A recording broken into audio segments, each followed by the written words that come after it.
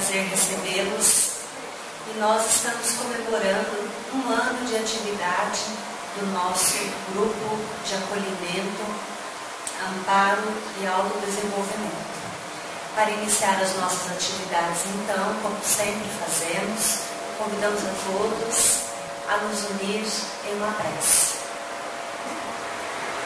Senhor Jesus, Mestre, amigo das nossas vidas, nós te agradecemos por esta oportunidade ímpar para todos nós, de estarmos reunidos em teu nome, em busca do esclarecimento, da informação, que nos liberta do erro, que nos liberta da ignorância. Rogamos, Senhor, o teu amparo, a tua doce presença junto a nós, auxiliando-nos na compreensão das lições que aqui iremos receber e auxiliando-nos para que estas lições estejam guardadas em nossa mente e coração para aplicá-las em nossa vida. Muito obrigada, Senhor, que assim seja. Então, em 29 de novembro de 2002, o Grupo Espírita Mensageiros da Paz criou o GAD, que inicialmente se chamava Grupo de Apoio aos Dependentes. Ao longo deste ano de atividades e avaliando o próprio trabalho, entendeu-se que a denominação sofreria uma alteração. Então passou a chamar Grupo de Apoio, de Acolhimento, Amparo e Autodesenvolvimento. O foco do GAD, esse grupo que se reúne todas as quintas-feiras, às 20 horas aqui nessa casa, é as dependências de todas as ordens, não apenas as materiais, mas também as dependências morais, que todos nós as temos. Trabalha na prevenção, reabilitação e ressocialização do dependente, trazendo uma nova proposta de valores e de conduta para a sua vida. Orienta a família, os amigos, os profissionais da saúde e educação, porque este tema, ele está ligado a todos nós. Muitas vezes nós podemos pensar que nós não temos este problema na nossa família, mas esta é um problema que atinge a nossa sociedade. E como somos pessoas integrantes da sociedade, não tem como não sermos atingidos por esta calamidade pública que nós enfrentamos aí fora. Então, o GAD, sem dúvida, também com o seu trabalho, contribui para a melhora da sociedade. O foco do GAD é o diálogo. Estamos vivendo uma era digital, onde nós temos os aparelhos de comunicação ao alcance das mãos. Entretanto, o homem talvez nunca esteve tão sozinho, tão abandonado em si mesmo, tão necessitado de diálogo, de ser ouvido, de um ombro amigo. E esta é a proposta desse grupo. Estamos completando hoje 66 reuniões. Já completamos 5 ciclos de 12 passos. Passos esses que foram adaptados do NA e do AA, que desenvolvem este trabalho desde 1935.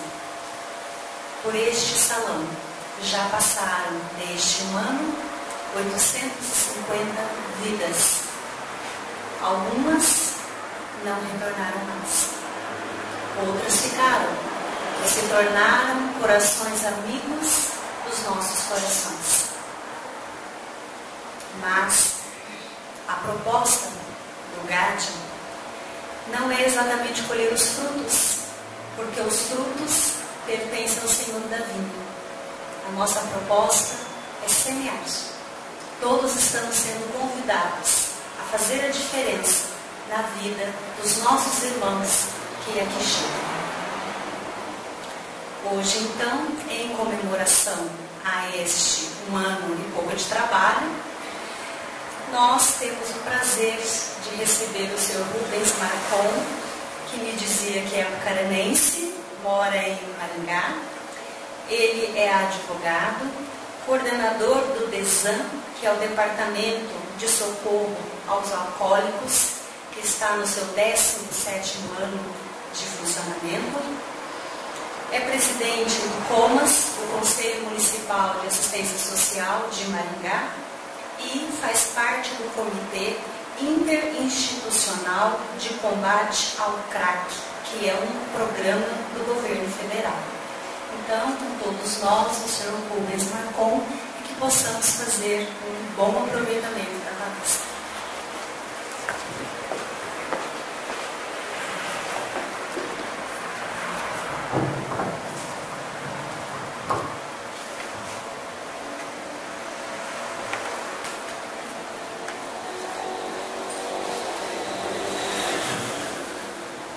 Boa noite.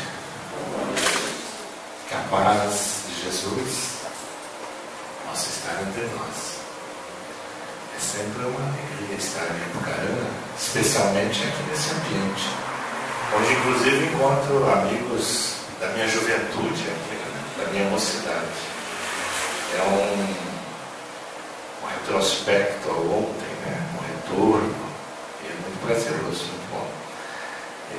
Espero poder transmitir a vocês algum conteúdo, pelo menos que seja mais facilitador, ou orientador nessa jornada tão, eu diria, tão própria de cada um de nós, que depende de um foro íntimo, que quer contribuir com a melhoria dos nossos semelhantes, principalmente nesse desiderato que é o da farmacodependência, dos seus familiares. Eu realmente, então, me sinto muito feliz e agradecido de estar aqui um ano após. Estive também um ano atrás, Estar hoje com vocês é uma satisfação muito grande. Eu gostaria, então, de começar pelo começo, conversando com vocês sobre o que é droga. É o que nos traz aqui, fala das drogas, dos problemas familiares. O que é a droga? Eu receito para todos, e eu não vou sair desse manual aqui. Vocês conhecem? Alguém conhece? Levanta a mão. A senhora? A senhora trabalha na rede pública, alguma coisa? Eu trabalhei. Conhece de onde? De um curso que eu fiz à distância, na faculdade de Santa Catarina. Exatamente. Estou trazendo justamente, é meu, mas estou trazendo de modelo para passar para vocês o site. Esse é o 5º curso que eu fiz, hoje está na 7ª edição. Crack é possível vencer, do governo federal, gracioso, advogados, assistentes sociais e por aí afora. É somente entrar no site, cadastrar-se, fazer o curso e ter um manual como este, escrito e audiovisual, que está anexo aqui, para que vocês tenham aqui em Bucarana essa ferramenta de trabalho, tanto na iniciativa pública quanto na iniciativa privada. Então, dentro desse manual que eu vou trazer alguns pontos, pensei alguns pontos para a gente abordar na noite de hoje. E aí, a droga definida aqui nesse manual é aquela, então, que é definida por todos os sentidos que nós conhecemos da Organização Mundial da Saúde. Que droga é qualquer produto, então, seja ele natural ou sintético, que nós ingerimos, que nós absorvemos, injetamos na nossa organização física e que, consequentemente, vai gerar transtornos mentais, psicológicos no sistema nervoso central, alterando, então, o nosso comportamento físico e psicológico. Pode, então, ser apenas no nosso sistema nervoso central, que já vai ser de forma globalizada, como em sistemas separados. Sistema gástrico, laríngeo, coronariano e assim por diante. Então, essa definição é a definição do que é droga da Organização Mundial da Saúde. Me permitam uma parte antes. Eu fui convidado há pouco tempo para fazer uma palestra também nesse sentido sobre a drogadição na cidade de Maringá. E eu prazerosamente fui. E eu fiz a palestra, fiz a exposição. E lá naquele cantinho tinha um cidadão, ele sentou na cadeira, curvou ela ali entre as duas paredes, e ouviu o tempo todo, de forma um tanto soberba, né? E no final, então, o coordenador abriu para perguntas. E ele mandou de lá para cá, mas se até Jesus bebeu, por que é que nós não podemos beber? Então eu não vim aqui para trazer palestra para esse tipo de pessoa, tá? Você quer beber, o problema é seu. Você quer usar as drogas, o problema é seu. Eu não tenho solução. CAD não tem a solução. Tesão não tem a solução, né? Então, no final, se nós abrirmos para as perguntas, ou se alguém desejar fazer uma pergunta pertinente à questão, nós teremos o maior prazer de responder. Mas não aquelas que deliberadamente o indivíduo quer trazer para o seu contexto de usuário de droga, né? Ele fica à vontade, tá bem?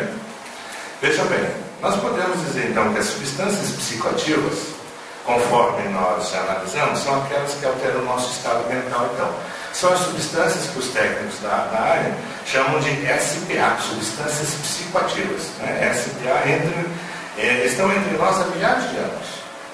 Não tem uma data precisa.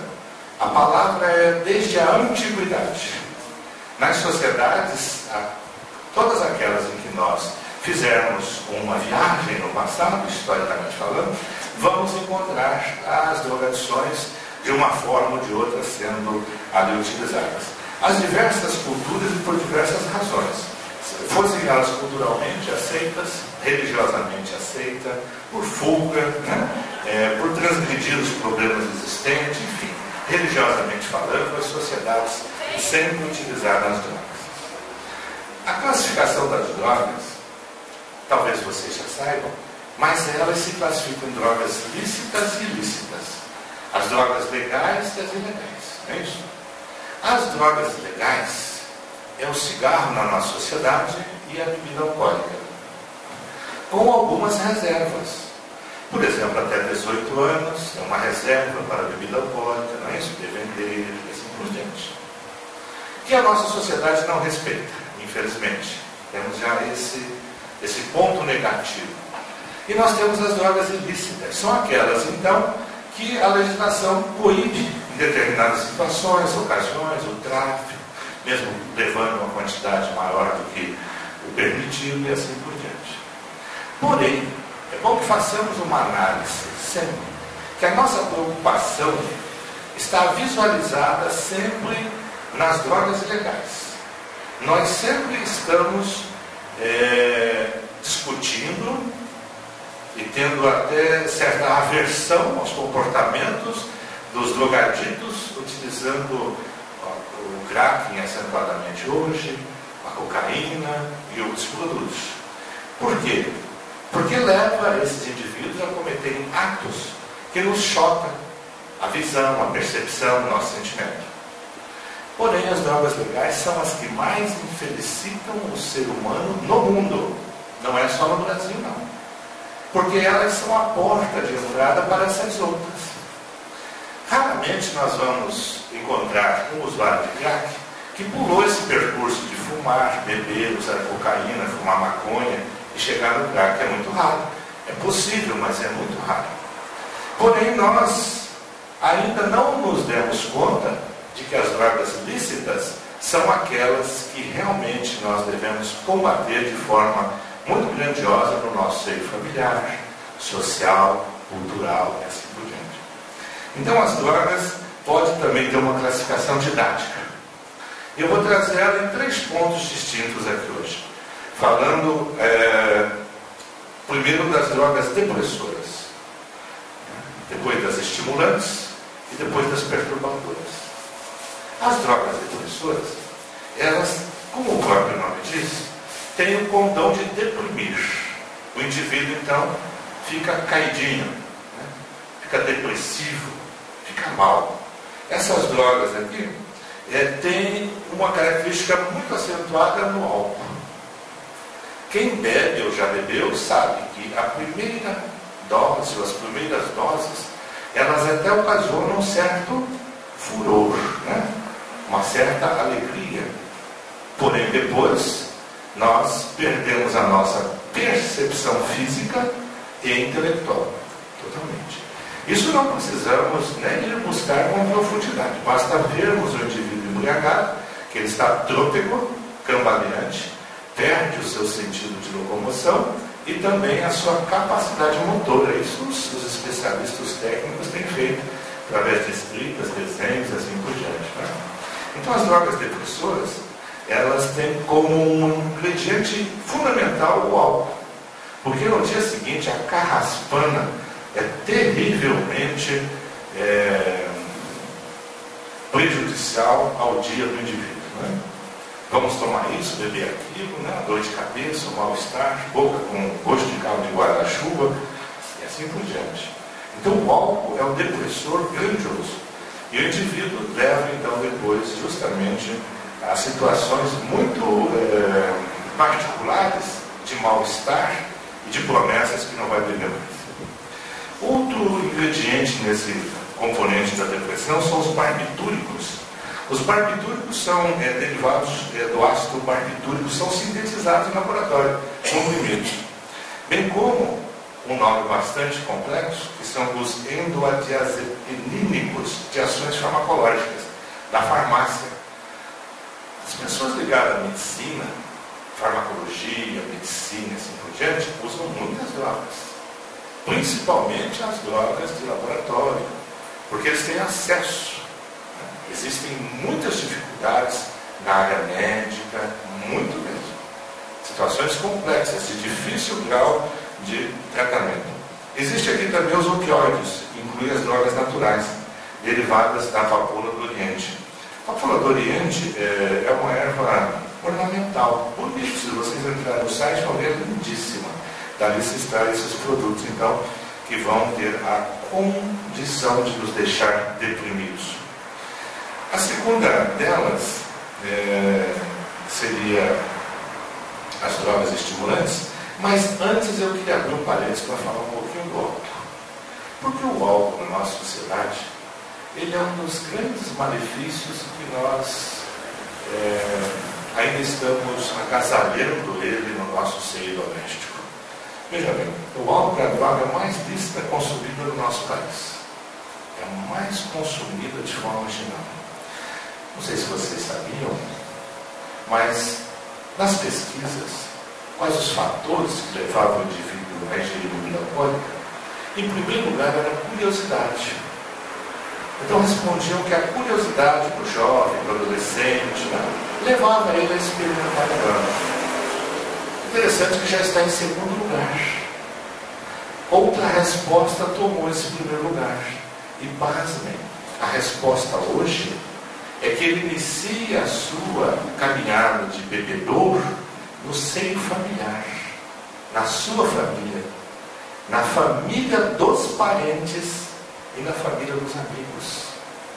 Então nós em casa algumas vezes bebemos, já somos esse que está dando a deixa, oferecendo a oportunidade para que nosso filho, nosso neto também beba. Se nós não bebemos e temos o cuidado da orientação, temos também que ter a percepção se ele vai lá na casa do meu irmão, da minha cunhada, e se lá a bebida alcoólica está sendo oferecida de uma forma que eu não ofereço em casa. E se isso não está acontecendo, na casa dos amigos, a preferência pela casa do amigo, desse amigo, daquele outro, onde acontece as refeições, os churrascos e assim por diante, e a bebida alcoólica está sendo presente. Nós, os mais velhos, íamos a um churrasco de vez em quando. Era difícil ter churrasco. Hoje tem churrasco quase todo dia, todo fim de semana, não é isso? Mas na realidade são razões para se beber, para se usar algumas drogas, e assim por diante. Então veja bem, o álcool hoje é a terceira causa de morte no mundo. Não é brincadeira. A primeira delas são as causas do coração, coronarianas. A segunda são as causas oncológicas, do câncer. Porém, o álcool já vem em terceiro lugar. Não sei se na casa de vocês tem aquela estante bonita, assim, onde a gente coloca o televisor, coloca os retratos de família. Vocês têm? Em casa não tem isso. Tem, né? E o que a gente faz? A gente ganha uma garrafa de vinho no final de ano, ganha uma de champanhe, uma de uísque toda bonita, enfeitada, a gente coloca lá naquela estante do ladinho daqueles quadros bonitos da nossa família, não é? A gente olha a TV e olha o champanhe, olha a TV e olha o vinho, olha a TV e olha o uísque. Né? E quem está conosco? Os filhos, os netos, as pessoas mais importantes da nossa relação estão ali. E nós estamos informando a eles que nós estamos colocando o álcool num local importantíssimo da nossa casa, relevante. Junto com entes queridos que já morreram algumas vezes, os nossos avós. Veja que nós, algumas vezes, sem percebermos, estamos levando essa indução ao nosso semelhante para que ele utilize o álcool, porque ele é licitamente aceito em nossa sociedade. Anualmente, então, 2 bilhões de pessoas consomem álcool, 40% da população mundial, acima de 15 anos de idade. Então, até 15 anos de idade não está incluso aqui, tá? Só acima de 15 anos. Nos Estados Unidos, em 2001, fizeram uma pesquisa que relatava que 76% das violências sexuais tinham relação com o consumo de bebidas alcoólicas. Cidade de Berkeley e Pullman. Se lá fizeram essa pesquisa e encontrar esse resultado, por que é que nós outros não temos situações semelhantes ou até mais graves na nossa sociedade também? Talvez nos falta conhecer. Se conhecemos, melhor ainda. 76%, gente. Veja, situações em que poderiam não acontecer. Dramaticidade, não é? Desgosto para as famílias que poderiam ser evitados. A Organização Mundial da Saúde informa que na Argentina, Brasil e México, que é o nosso triângulo, 80% dos pacientes do setor de emergência, como vítimas de violência, elas eram então usuárias, eram do sexo masculino, tinham 30 anos de idade, menos de 30 anos de idade eram usuários de álcool. 80%. É uma gama muito elevada. Acho que aqui em Apucarana não acontece isso, né? Aqui o pessoal não bebe, né? Na minha época bebia, hein? As drogas estimulantes. Estimulantes eu estou falando sempre da atividade mental. Tá? Aqui nesse contexto, o primeiro que é citado nesse volume do curso federal é o tabaco, é o cigarro. A curva do cigarro, na pesquisa, ela é descendente. Nos últimos anos, decresceu 15% os fumantes no Brasil. Boa notícia, não é? 15%. Nós estamos mais inteligentes, mais preocupados conosco, com os nossos familiares. Por que isso aconteceu? Por diversas razões, evidentemente. Mas a principal, no nosso entendimento, ela é proveniente das questões legais, das proibições legais. Deixou-se de veicular na televisão as propagandas do cigarro. Alguns filmes em que a gente assiste com propaganda de cigarro, né? Mas na nossa TV não vemos mais. Consequentemente, não desperta a nossa atenção, a atenção dos nossos adolescentes, dos nossos filhos. Isso é muito importante. Em contrapartida, a curva da pesquisa dos usuários de álcool, ela é ascendente. Ela está crescendo. E 2 fatores, socialmente falando, mais específicos, contribuíram para isso. Uma é as mulheres. Né? As mulheres contribuíram muito nos últimos anos para o aumento do consumo do álcool no Brasil.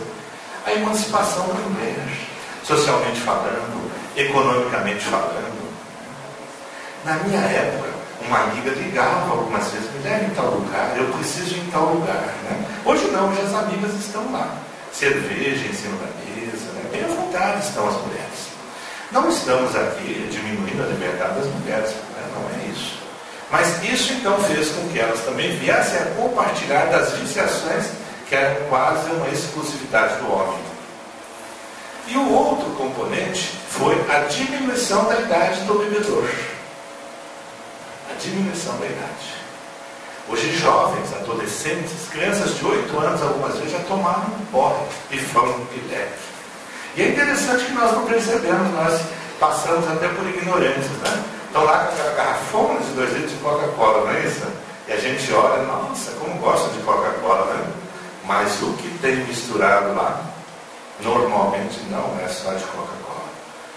É uma realidade hoje. Então nós precisamos cuidar com o álcool. O álcool ainda é agressivo na nossa sociedade. Não existe um combate proibitivo, por exemplo, de propaganda. As propagandas são sempre ao contrário. Belíssimas mulheres. Eu gosto muito dos homens, mas tem uns mais ou menos. Faz com que nós nos incentivemos ao uso.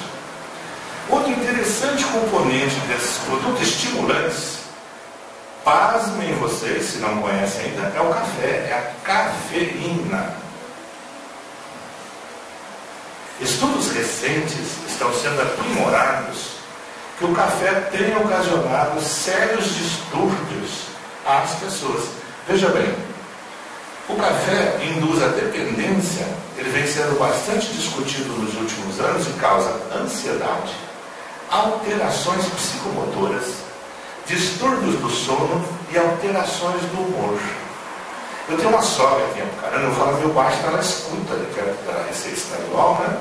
Ela chegava na minha casa e falou, uma dor de cabeça. Por que, sogra? Não tomei café hoje. Não é isso? A gente já curava a dor de cabeça dela, já oferecia logo um cafezinho, né? Mas é essas alterações do humor.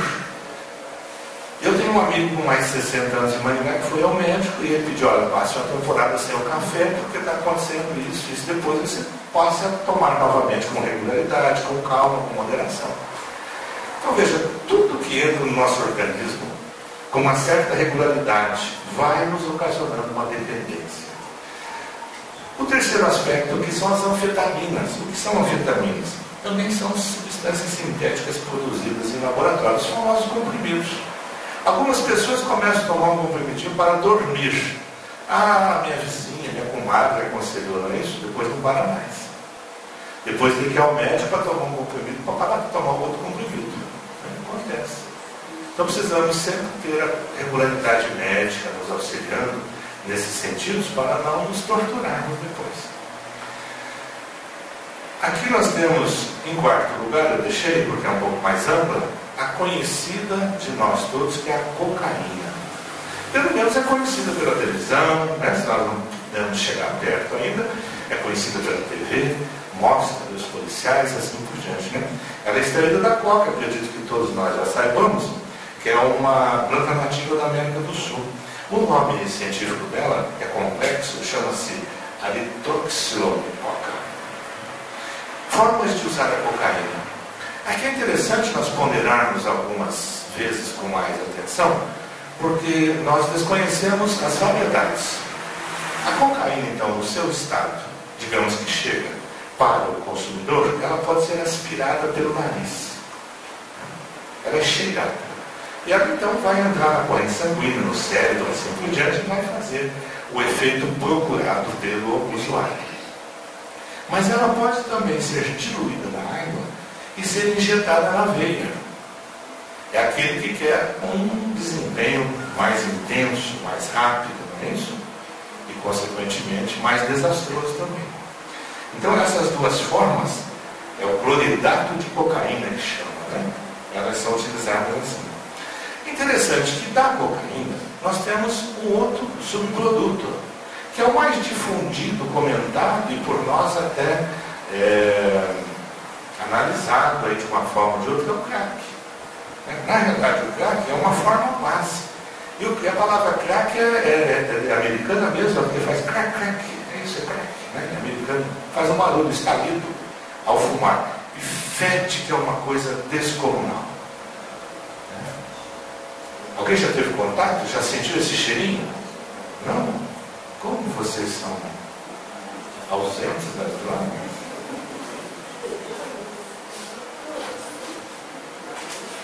Eu construí uma casa no Jardim Paulista, em Maringá, para vender. E ao lado tinha um traficante usuário. Ele roubou uma escadinha de 5 degraus nossa, então colocava no muro dele, pulava atrás da casa, ainda estava em término.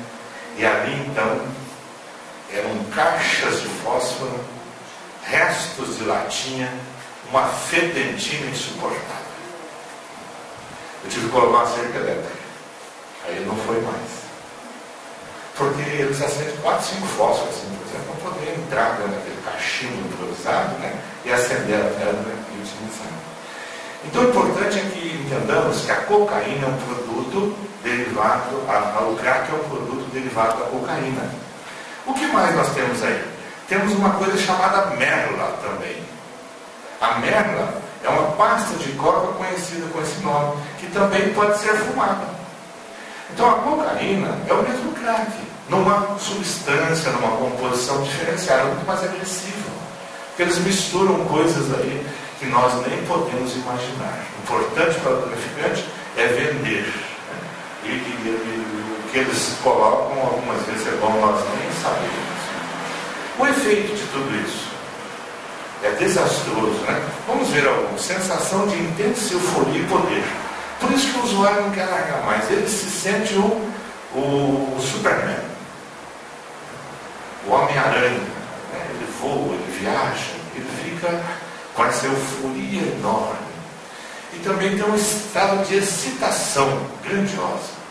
E ele ainda entra para o campo da hiperatividade. O usuário de cocaína é aquele que fica num estado de êxtase, que tem horas e horas para ele poder dormir, repousar. Normalmente ele quer beber, bebida alcoólica, que tem uma série possibilidade de diminuir aquela hiperatividade que ele está sentindo. Então ele cheira cocaína demais e vai e bebe cerveja, produto que vai diminuir essa ansiedade. Então veja só, eu estou fumando, estou cheirando cocaína, estou bebendo algo para cortar aquele mal-estar. Quer dizer, eu estou me envenenando, não é isso? Eu estou me envenenando. E nós achamos que estamos caminhando certo. Insônia é dificuldade grandiosa de dormir, usar os produtos de cocaína, falta de apetite e perda da sensação de cansaço. Eu fico, então, nesse estado. As pessoas da noite têm muito problema com a cocaína.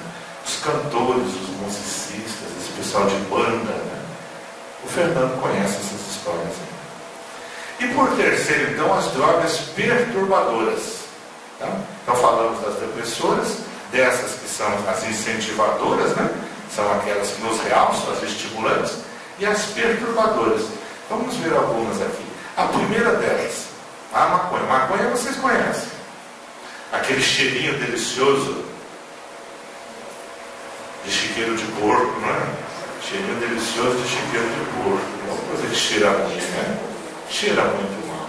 Não precisamos conhecer. Basta passarmos perto de um grupinho de pessoas que estão fumando, o cheiro é insuportável. É algo assim que transcende, não é isso? Mas a maconha nós conhecemos, é a cannabis sativa, né? O nome científico dela. As suas folhas podem tanto ser fumadas quanto preparadas, como mastigadas, ingeridas.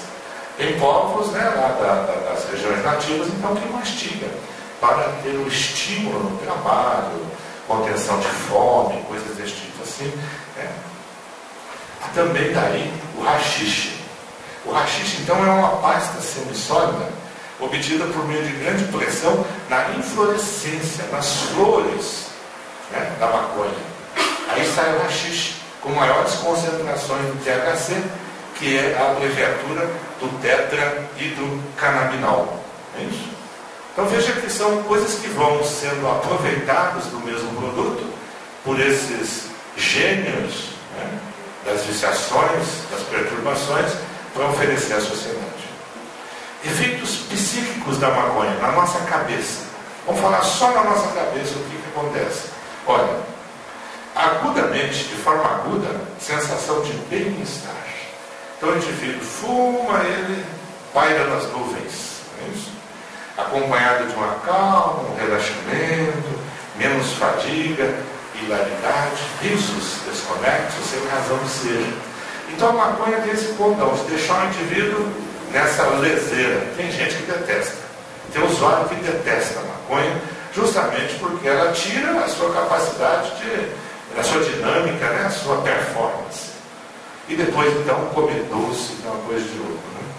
Veja bem, em outros casos, ela gera angústia, atordoamento, ansiedade e medo de perder o autocontrole, com tremores e sudorese. Tudo isso são efeitos agudos da maconha, ainda perturbações da capacidade de calcular o tempo e o espaço. O indivíduo perde, então, a noção de tempo e espaço, onde ele se machuca muito. Ele pula de uma altura que ele pensa que é menor, que é maior, que ele está prevendo, algo nesse sentido assim. Além do prejuízo da memória e da atenção. Essas pessoas têm dificuldade séria na área do aprendizado.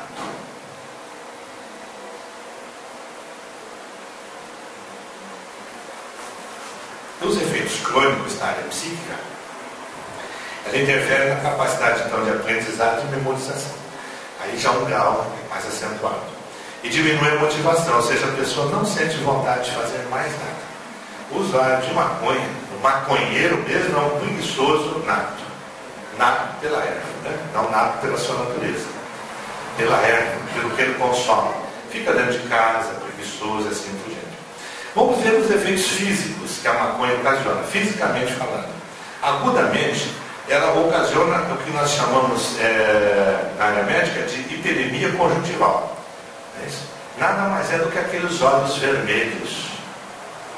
Difícil você não reconhecer um usuário de maconha, com toda a exceção evidente. Eu posso estar com conjuntivite, não é isso? Eu posso estar com outro mal. Mas se nós estivermos observando nosso filho, acompanhando, é possível nós fazermos essa análise com mais calma. Ele não terá dificuldade de ser detectado. Também vai produzir diminuição na produção de saliva, a secura na boca é muito grande. Então precisamos sempre tomar alguma coisa. E taquicardia vai ocasionar então o descompasso do coração. Já os efeitos crônicos, eles causam problemas respiratórios. Existem algumas pesquisas que já colocam a maconha como 10 vezes mais cancerígena do que o tabaco comum. 10 vezes. Só que veja bem, eu fumei 20 anos. Digamos que se hoje eu fosse fazer uma consulta e tivesse também nesses 20 anos, aí uns 10 anos fumado maconha. Aí eu vou fazer uma consulta, tiro uma radiografia, estou lá com um problema pulmonar. O que é que eu vou dizer para o médico que eu fazia? Que eu fumava, não é isso? Mas eu vou dizer para ele que eu fiquei 10 anos fumando maconha? Não, né? Então o resultado do problema da maconha vai ser sempre relacionado com o cigarro e o tabaco. Então por isso que as pessoas têm esse condão errôneo de achar que a maconha não faz mal, porque não sai, não, o senhor está com câncer de pulmão porque é maconheiro, é usuário da cannabis, mas a pessoa não declara isso. O médico não tem como fazer isso e nem sei se seria possível. Então, digamos, há uma inibição desse componente para que nós tenhamos, então, a oportunidade de conhecer com mais ênfase esse grau de malefício que a cannabis projeta, então, sobre os nossos organismos. Mas é certo que ela é 10 vezes mais cancerígena do que o cigarro comum. Veja bem, ocorre diminuição de 50% a 60% da produção de testosterona dos homens, podendo causar até mesmo a infertilidade. Queria falar um pouquinho para vocês que o Fernando disse que só às 10 horas eu tenho que parar de qualquer jeito. Ninguém reclamou, então tá ótimo. Falar um pouquinho dos alucinógenos, né?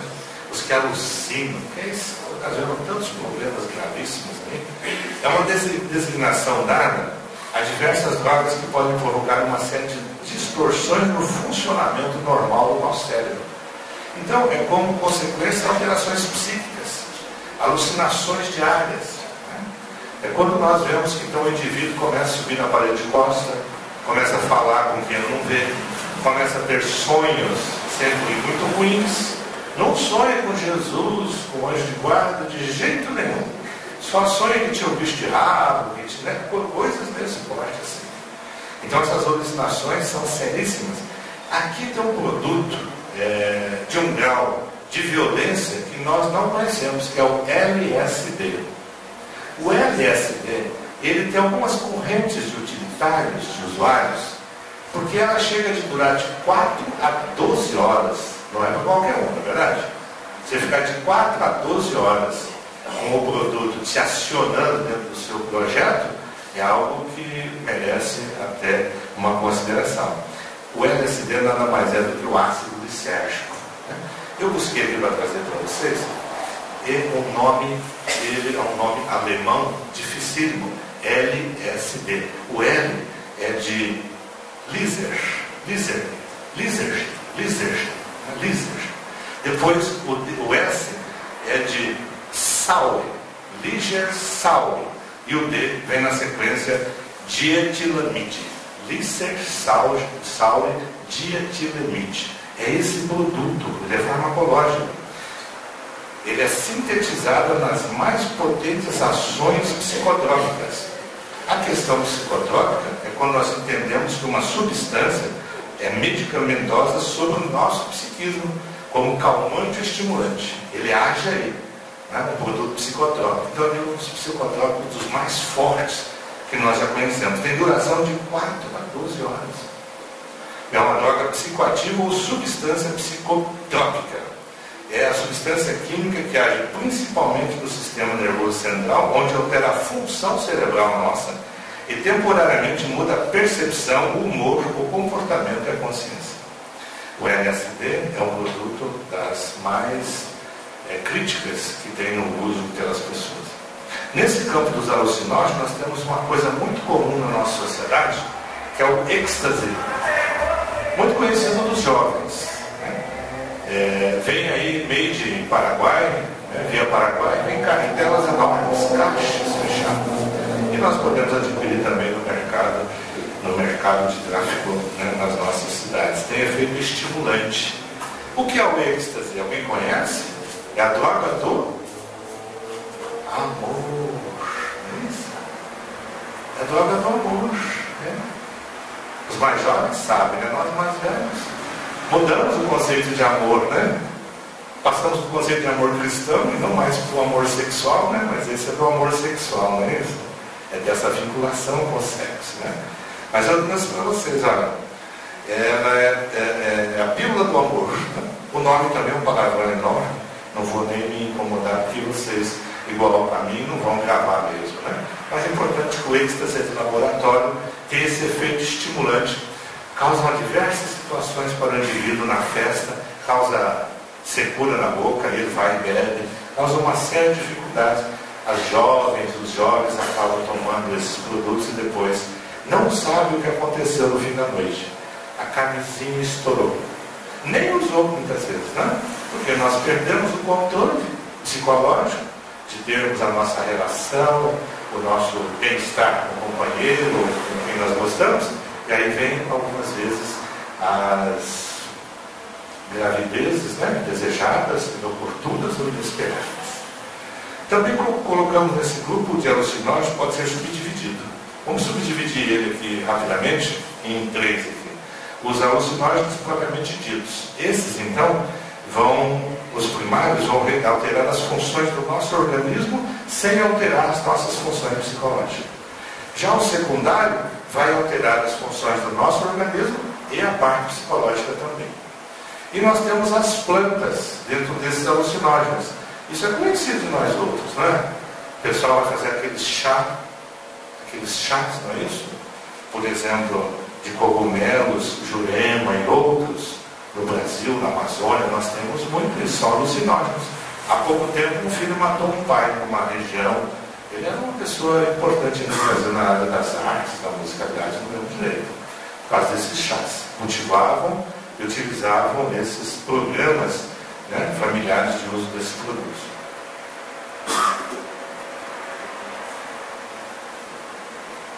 Veja bem, o conceito de usuário de drogas, ele vem do ultrapassado para o moderno. Na minha época, que não faz muito tempo assim, o usuário de droga, bebedor, era vagabundo, cachorrão, emprestado, você não vale nada. Eram assim os tratamentos. Acho que mudou hoje, não mudou? Na realidade, os conceitos que o livro traz são um pouco mais brandos, né? Diz que eram as designações preconceituosas, ou seja, chamavam o indivíduo de possuído das forças do mal, que tinha falhas de caráter, falta de vontade. Ainda hoje, grande parte das pessoas, principalmente os casais, porque quando nós casamos, é uma coisa, né? Depois, quando nós descasamos, mas algumas vezes ficamos juntos, é outra coisa, não é isso? Aí o indivíduo já não presta mais, é vagabundo, você é isso, é aquilo. Então começamos a ver os defeitos. Até uma parte do casamento, os defeitos existem, mas nós não os vemos, porque está tudo bom, né? É um momento salutar do casamento, próspero, dinâmico, filhos, trabalho, não é isso? Os defeitos estavam lá. Mas depois de uma certa madureza, se nós não mantemos a responsabilidade, o carinho, o respeito, né? Nós vamos então passar a ver os defeitos. E se o nosso cônjuge bebe ou tem qualquer outro defeito, nós vamos então dizer que ele pode ser aquele que tem a falta de vontade, falta de caráter. Mas na realidade é uma doença sutil, progressiva. Nós não vimos ainda uma pessoa já falar, não, já comecei logo, tomei 1 litro de vodka. Normalmente é lá na casa dos pais. Vai lá pôr o açúcar, pega mais limão aqui na caipirinha, né? Ou então aquele fundinho de copo, ou então experimenta essa espuma da cerveja. Geralmente é assim, é uma gradação pequena e depois ela vai crescendo, porque é progressivo as questões da drogação. Porque eu vinculo a dosagem à questão do meu físico corresponder e aceitar. Então cada dia eu preciso um pouquinho mais para sentir o mesmo efeito, não é isso? E a minha parte psicológica então parece que não muda. Mas muda muito. Mas eu acho que não muda. Então ela é progressiva, é crescente, chegando com esses ápices que nós sabemos reconhecer, que são os fundos de poço, não é isso? Pessoas em situação bastante lamentáveis. E claro, é incurável os problemas da drogadição. Ah, mas não tem cura? Tem tratamento. O tratamento é a cura. E o tratamento tem que ser enquanto eu viver. Evitar o primeiro gole só por hoje é eterno para mim. Porque se depois dessa palestra aqui eu falar, Pita, vamos passar ali na lanchonete, ali, matar a saudade ali na Martins, que não tem mais, fechou, né? Mas que seja uma semelhante, e pedirmos uma cerveja, talvez a gente não saia de Apucarana, temos que ficar por aqui. Porque nós somos o mesmo indivíduo com o problema. Só que o problema está pacificado, não é isso? Está contido. É isso que nós temos que ter sempre em mente. Por isso, o cuidado com as recaídas, não é isso? A recaída é o maior problema do usuário que está se propondo a uma modificação. E também é fatal. Não tem como nós nos abstermos dos malefícios que as drogadições nos trazem. O fumante vai ter problemas, sejam eles dos mais leves aos mais graves. Os usuários de álcool vai também ter problemas seríssimos. E os das drogas ilegais, então, nem se fala. Sabemos muito bem disso. Então vamos falar um pouquinho de prevenção e tratamento. Já que fizemos um apanhado rapidinho dessas drogas, para a gente ter uma noção. Fatores de prevenção, por exemplo, de proteção hoje. Poderíamos dizer que oportunidade de estudos, de trabalho, fator de inserção social, elas são muito importantes na nossa sociedade. O jovem chegando no seu momento e já tem a oportunidade de trabalhar, de estudar, de fazer cursos, de inserir-se socialmente, diminui o grau de possibilidade, então, de ele ficar mais vinculado às questões das viciações. Um controle efetivo do comércio legal e ilegal das drogas. Eu já comentei, nós não temos, das drogas ilegais eu não vou nem falar, não existe controle nenhum no meu modo de entender, existe apenas o policiamento fazendo a parte ostensiva deles, mas controlar mesmo ainda não foi possível. Mas é possível nós fazermos das drogas legais. Para isso, nós como sociedade pleitearmos dos órgãos públicos, dos gestores de forma geral, que serão leis, como existem as proibições da veiculação propagandística do tabaco, que veio também para o álcool, né? Seria um passo maravilhoso para nós. Mas tem deputados no Senado Federal, na Câmara Federal, especialmente, que são palavras ao vento, né? São andorinhas sozinhas, lutando lá mesmo, fazendo leis, mas elas não passam. Porque as forças econômicas privadas e públicas são maiores. Quanto que o governo federal arrecada de impostos com esses produtos. Evidentemente que os especialistas dizem que gasta muito mais no tratamento depois. Mas, por enquanto, não tem um movimento contrário. A valorização das normas, aquilo que eu já abordei, que regula o uso das drogas. Nós mesmos, algumas vezes, não nos damos conta que até 18 anos tem limitação para isso, que devemos incentivar que não se use o produto, que não se venda o produto para menores. Também envolver os jovens em serviços comunitários. Todos aqueles que a sociedade apresenta, para que eles tenham uma formação moral, um desenvolvimento moral, levado nós outros, que certamente somos todos cristãos, dentro do caminho do Evangelho cristão de Jesus, que vai então nos fortalecendo o íntimo das nossas almas. E realização de campanhas e ações. Maringá tem bastante, é muito intenso as campanhas, o Comad lá é muito dinâmico, tem feito nos bairros, seguidamente, nos CRAS, campanhas, orientações aos jovens.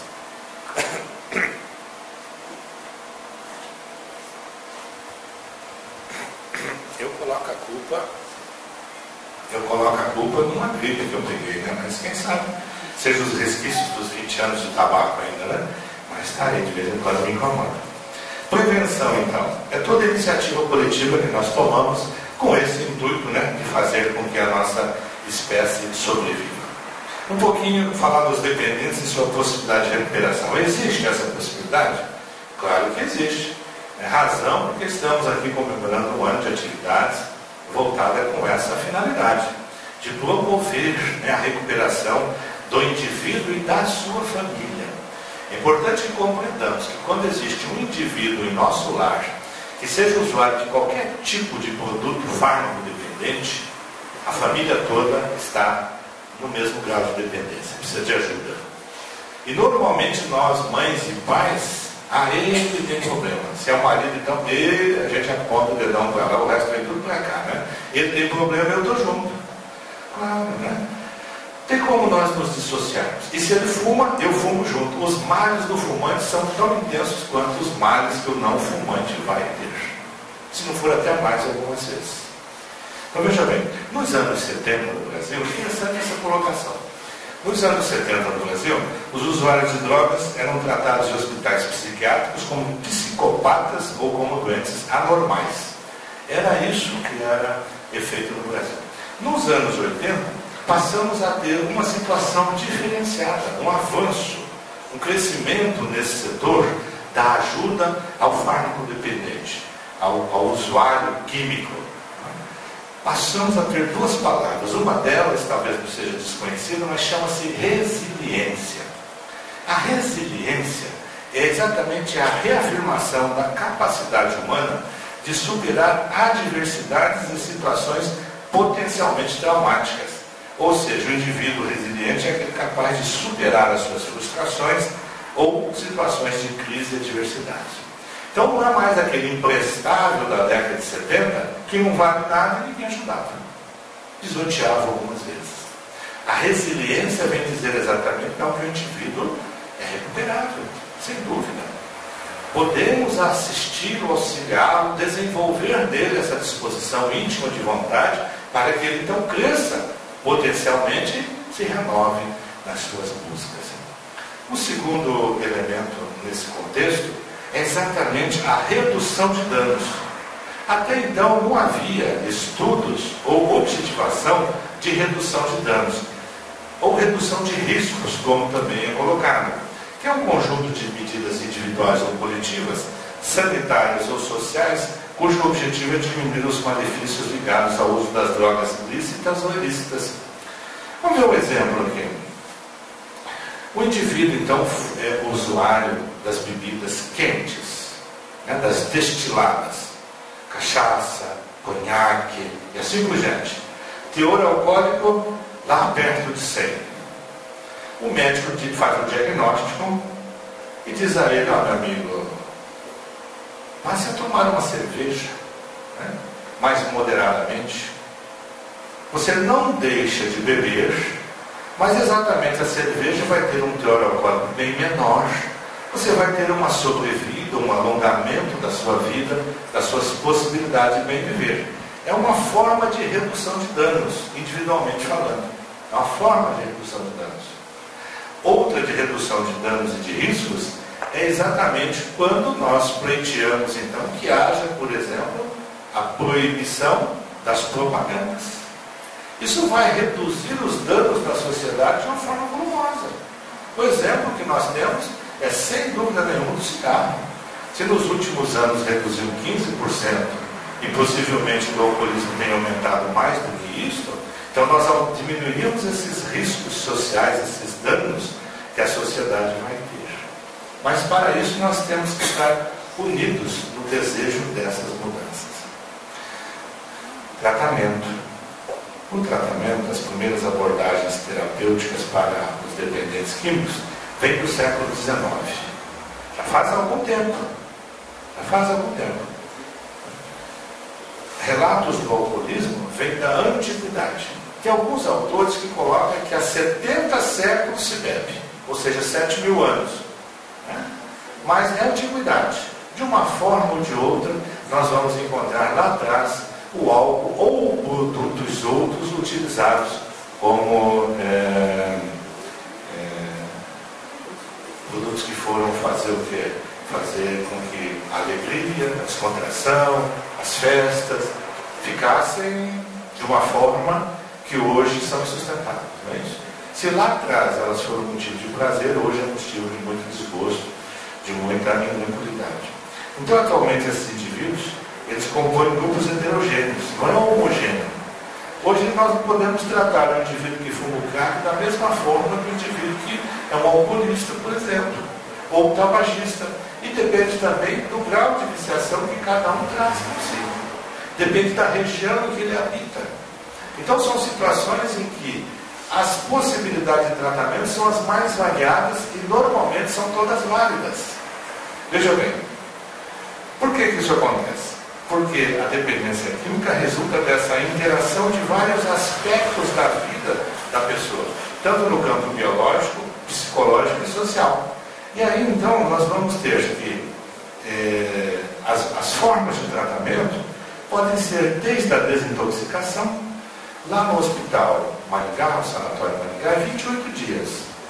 Se nós internarmos lá um ente querido nosso, um amigo nosso, 28 dias é o período de desintoxicação, depois ele vai estar liberado se o grau psicológico dele permitir.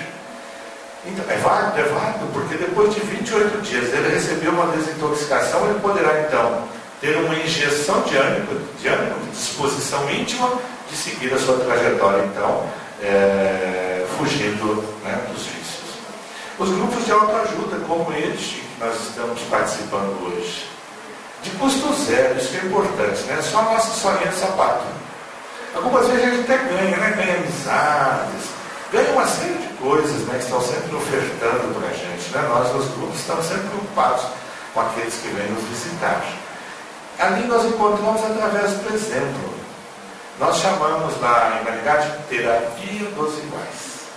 Quem entra e senta num grupo de ajuda de dependentes químicos são todos iguais. A dor e o sofrimento muda de endereço, mas é a mesma na casa de A, de B ou de C. É o mesmo. Se meu marido é um dependente alcoólico, os problemas que ele traz na minha casa é o mesmo que o outro traz na casa da minha amiga, da minha irmã e assim por diante. As comunidades terapêuticas, lá em Maringá nós temos 4 oficializadas no Gomas, uma que se desligou e uma é pública, mas tem outras que não têm ligação. Algumas fazem aquele atendimento por 9 meses, outros por tempo menor, enfim, as comunidades terapêuticas variadas ajudam muito. Também os tratamentos farmacológicos, também os tratamentos psicossociais, entrevistas motivacional, aconselhamento, etc. E as terapias cognitivo-comportamental, que é os TCC. Quem é da área sabe do que eu estou falando aí, né? O TCC, que é a prevenção de recaída. E terapias de grupo, terapias de família, tudo isso é válido. Não, nada se perde, tudo é produtivo.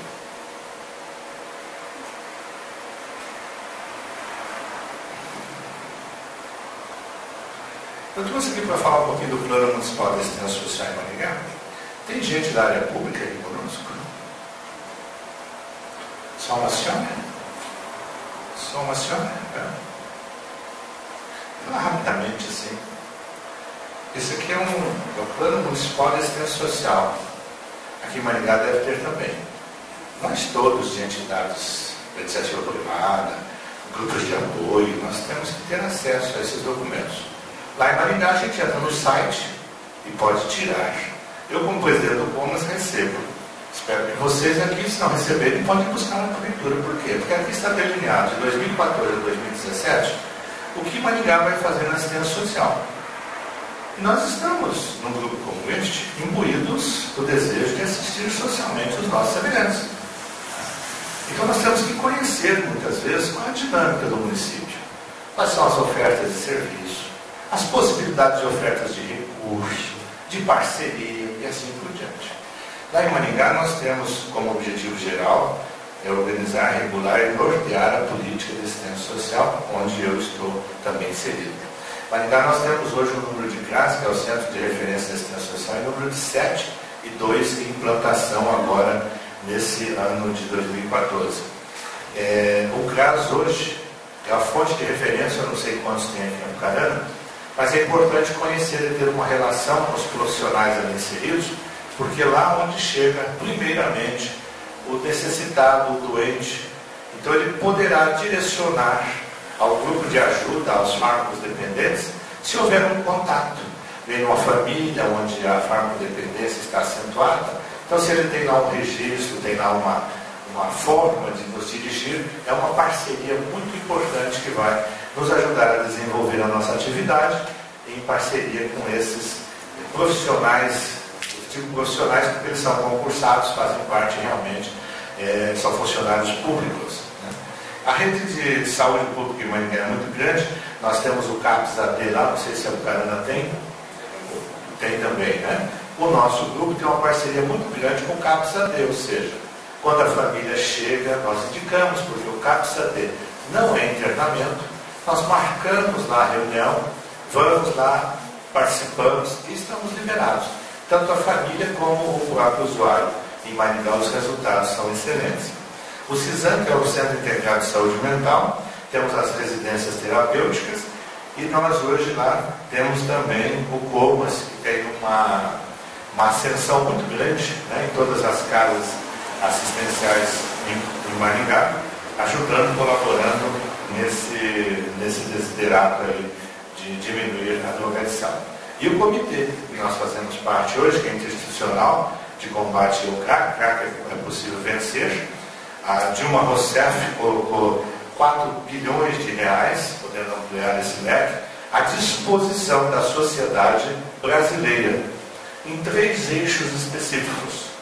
Um eixo é o eixo da educação, o outro é o eixo da saúde pública e o outro é o eixo do policiamento, do cuidado policial.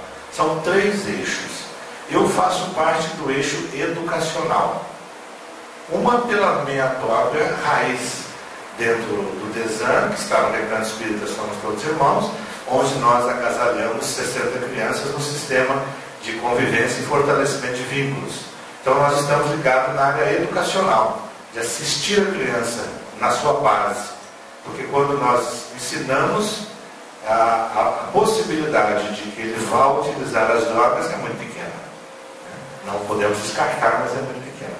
Então nós estamos nessa área da educação. Uma dificuldade enorme, porque nas reuniões, o meu lado incentivador é para que houvesse inclusive uma disciplina educacional nas escolas municipais, que é da alçada do município, ensinando sobre o que são as drogas e como a criança deve proteger-se das drogas. Esse indivíduo, você vai então trabalhar ele para que ele seja um homem saudável nesse quesito futuramente, ou uma mulher saudável nesse sentido. Porém, eu tenho encontrado dificuldades muito grandes, porque a professora olha para mim e fala assim, eu não me sinto confortável porque eu fumo, como é que eu falo? Então veja como nós, sociedade, somos um problema sério de exemplo negativo. Se eu sou professor e na minha sala eu digo, mas na hora que sair daqui eu vou tomar uma cervejinha, não é isso? É muito comum. Eu estudei tanto, eu estudei quase 30 anos da minha vida, eu fiquei em banco escolar. Ou 30 ou mais. Então tem professores ótimos, médios e ruins.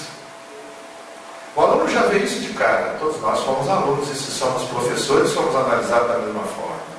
Né? O aluno bate o olho e ele já sabe qual vai ser o comportamento daquele professor durante todo aquele semestre ou durante o ano inteiro. Uns vão ser muito escorreitos, né? Dignos da profissão. Outros vão ser mais ou menos e outros ainda vão levar aquilo que nós chamamos de barriga, né? Infelizmente. E são aqueles que até convidam algumas vezes e participam das rodas de bebida alcoólica após as aulas.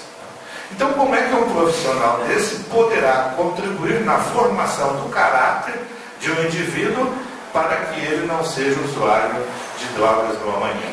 Ou então, como ele vem de encontro aquilo que nós nos propusemos em nossos lares a ensinar aos nossos filhos e que ele encontra, então, em contrapartida lá na escola, um indivíduo falando exatamente o oposto do que nós falamos. É um desserviço, algumas vezes, que ele presta a nós como pais e à sociedade. Bom, dentro do DESAN, que é semelhante a vocês aqui, o grupo que vocês estão dinamizando aqui, quantas reuniões que foram? 66, é um marco, não é isso? Mas eu vou estimulá-los, né? Nós fizemos ontem a de número 835. 16 anos e pouco. Já estamos projetando o 20º ano do DESAN. Qual a importância disso? É o quantitativo? Não. É o qualitativo, não é isso? É o que representa para nós. Porque o ganho de estar num grupo de ajuda ao semelhante é sempre nosso. Nós que abrimos as portas, que nos preocupamos, nós é que nos fortalecemos. Aqueles que vêm serão sempre recepcionados de forma calorada, fraterna, mas nem todos, ou muito poucos, ficam. Né? Mas é interessante que 10, 15 anos depois, você pode entrar assim numa loja que vende tintas, né? O senhor não é lá daquilo na... Senhor, sou eu mesmo. Lá do DESAN, sou eu mesmo. Pois é. Né? Eu sou o gerente aqui da loja hoje. Né? Parou lá com o uso das drogas. Usava 2 revólveres. Um japonês. Difícil, né? Um japonês. Remetido pela justiça pública. Isso são os ganhos. Estou citando um caso. Isso são os ganhos que nós vamos ter no amanhã. É encontrar na sociedade, ou se não encontrarmos, né, o pensamento, que é uma coisa mágica, né? Ele se manifesta e vai aonde nós desejamos. O pensamento daqueles que estiveram conosco, que seja uma única vez, e que ouviram nós falarmos, né, de forma muito animada, incentivadora, que as drogas fazem muito mal, que nós devemos deixar as drogas. O pensamento dessas pessoas é um lembre a nós outros de conforto inigualável. Então, eu espero que a atividade aqui implantada possa florescer, né, e desenvolver-se pelos anos que virão. Para concluir, eu queria dizer a vocês que possivelmente informar apenas não basta. Informar só não basta. Informar é falar sobre algo de forma distanciada. Por isso a diferença básica entre o indivíduo entrar e dizer assim, olha, eu fumei 20 anos, eu sei o que você está fazendo. Ah, você fumou 20 anos. É o exemplo. Eu bebi outros tantos. Ah, você não viu. Como fez para largar? Quais foram os males? É o espelho. É o exemplo. Ah, você cheirava cocaína. Como fez para controlar a abstinência? Como fez para controlar a recaída? Quantas vezes recaiu? Eu conheço pessoas que recaíram 23 vezes. Se tivéssemos desistido na 22ª, eu não tinha parado na 23ª. Ah, se meu marido larga e volta, larga e volta, vai marcar e não volta mais. Ou eu mesmo. Por isso que nós temos essa dinâmica de fé. Fé Sem esperança não é nada. Eu tenho que ter fé que eu vou conquistar com a esperança de que vai realmente se concluir. Veja bem, em muitos trabalhos preventivos se baseiam apenas em informação. Muitos. Porém, prevenir é antes de tudo educar. Essa é a minha colocação. Prevenir é educar. Quando nós somos educados, seja nesse caminhar ou naquele outro, faz parte da nossa estrutura psicológica, física e assim por diante. Porque na educação mostramos a informação de maneira crítica e aprofundada. Portanto, qualquer proposta de prevenção deverá ser apoiada em ações que gerem uma educação sustentável. Aí nós nos sustentamos, demonstramos e caminhamos juntos. Uma educação voltada para a inclusão dos usuários ou possíveis usuários de drogas na sociedade a partir da valorização da sua vida. Isso é fundamental nós pensarmos.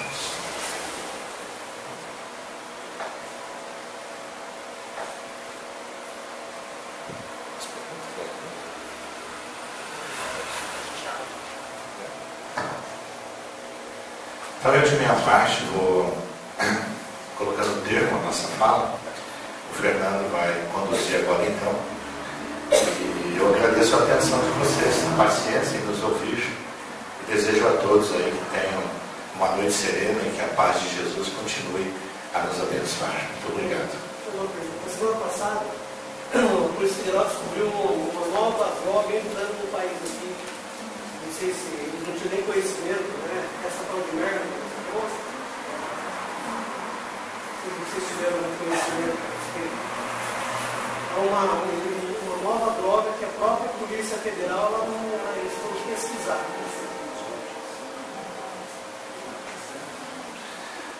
Olha, nós moramos ali em Maringá, mais perto da fronteira que vocês ainda, acompanhamos diariamente esses procedimentos. Né? As criações de laboratório, elas são constantes. Porque, na realidade, aquilo que nós levantamos no início, dando a definição do que é droga, podemos retomar. O que é droga? Droga é todo produto farmacologicamente positivo a nós, desde que usados com uma orientação adequada pelos profissionais competentes que vai nos fazer bem. Então, qualquer produto farmacológico que eu vou utilizar uma dosagem superior, até tem gente que dá medicação para cavalo e tem gente que toma medicação no cavalo. O que acontece? Não está certo, não está adequado, vai ter problemas seríssimos. Então, essas mudanças, esses novos produtos, eles chegam quase que com novidades que a gente não acompanha mesmo. Mas os efeitos são os mesmos e as proteções que nós temos também devem ser as mesmas.